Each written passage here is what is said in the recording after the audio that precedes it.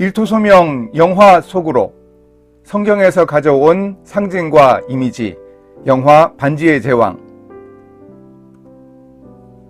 영국 작가 J.R.R. 톨킨의 동명소설을 원작으로 하여 고대 세계를 무대로 한 장대한 스펙터클을 펼쳐내는 영화 반지의 제왕 시리즈가 있었습니다.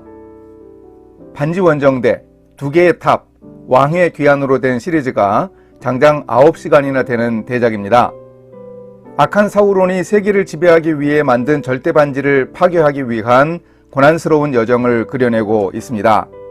사람 키의 절반인 호빗 족속 소년 프로도와 8명의 다양한 종족으로 구성된 반지 원정대의 이야기는 황당무계한데도 많은 공감을 얻었습니다.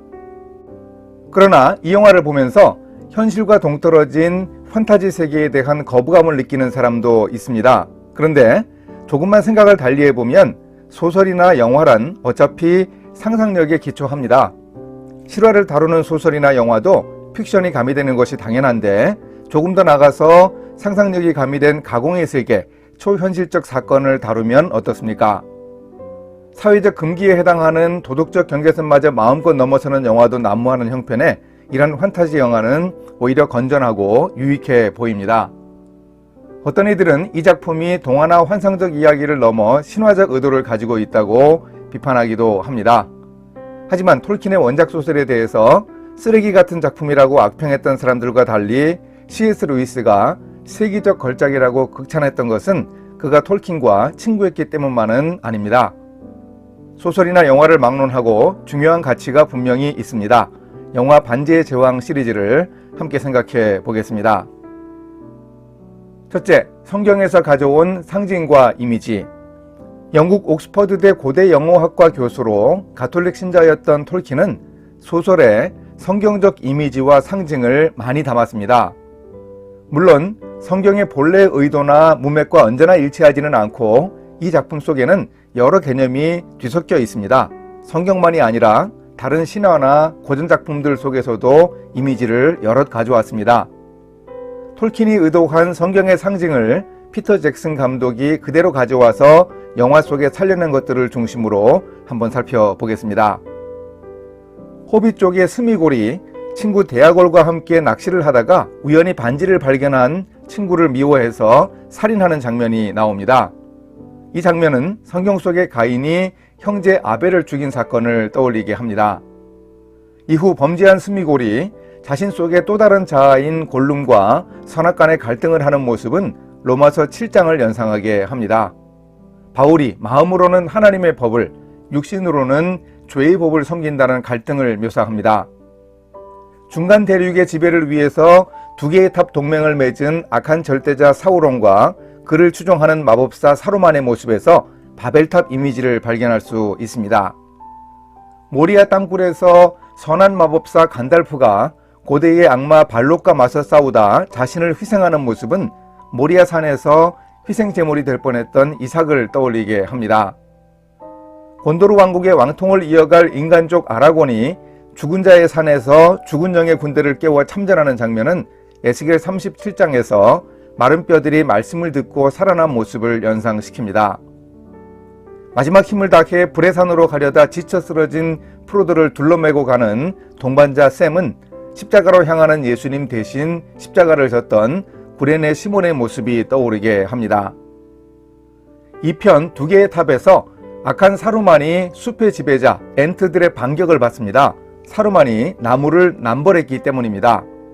사루만은 성경이 말하는 전쟁 법칙 중 나무는 적이 아니므로 베어버리지 말라는 교훈을 무시했기에 나무들에게 치명타를 입은 것입니다. 백색마법사 간달프는 미나스트리트 전투에서 호빗 쪽 피핀에게 죽음은 끝이 아니고 우리가 걸어갈 또 하나의 여정이라고 말합니다. 하얀 백사장과 태양빛, 초록빛 나라와 여러 음식들을 머리에 떠올려 보라고 말하는 것은 마치 천국을 말하는 듯 합니다. 아라곤이 죽은 자들의 군대를 이끌고 와서 승리한 후 왕의 대관식을 치르는 모습에서는 심판주로 재림하여 영원히 세상을 통치하실 예수님의 모습을 상상할 수 있습니다. 자기 고향 샤이어만이 아니라 새로운 세상을 구하기 위해 고향을 떠나는 프로도의 모습에서는 마치 승천하시는 예수님의 모습을 보는 듯 합니다. 수에 대한 상징도 자주 눈에 띕니다. 로한 왕국의 헬름 개국 전투 때 300명으로 적 1만 명을 상대해야 한 것은 마치 기드온의 300용사를 연상시킵니다. 안개가 깊은 산으로 40일을 가야 절대반지를 파괴할 모르도르에 이른다고 할 때의 40도 성경 속에서는 자주 나오는 숫자입니다. 반지 원정대가 임무를 완수한 기간이 13개월인데 이것은 서양인들이 싫어하는 13이라는 숫자를 깨뜨린 징크스이기도 합니다. 이 영화에서 보여주는 숫자 중 중요한 상징 하나는 절대반지의 숫자에 관한 것입니다. 하나의 절대반지지만 모든 반지를 지배하기 위한 절대반지가 사실은 3개입니다. 톨킨의 소설 3권의 각 권 앞에 쓰여 있는 동일한 시에 그 내막이 나옵니다. 엘프들의 전설로 내려오는 시에서 절대반지가 3입니다. 다른 반지들을 찾아내기 위한 절대반지 하나, 그것들을 데려오기 위한 절대반지 하나, 그것들을 가두기 위한 절대반지 하나. 간달프가 절대반지를 불에 달고 프로도에게 보여주면서 엘프의 옛날 말로 쓰인 글씨를 해독할 때 이런 이야기를 해줍니다. 이렇게 하나뿐인 3개의 반지는 마치 하나님이지만 3분으로 존재하고 사역하시는 삼위일체 이미지를 반영합니다. 이런 상징성과 이미지들이 이 영화의 기독교적 의도를 교리적으로 보여주는 것은 물론 아닙니다.